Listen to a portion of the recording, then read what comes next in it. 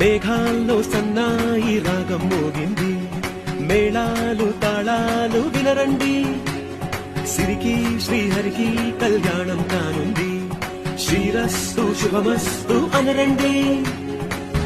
అచ్చుతలు గంటో పెళ్లికి అర్థం చెప్పారంటూ, మెచ్చదగు ముచ్చట ఇది అని సాక్ష్యం చెబుతామంటూ, జనులంతా జై కొట్టేలా జరిపిస్తామండి.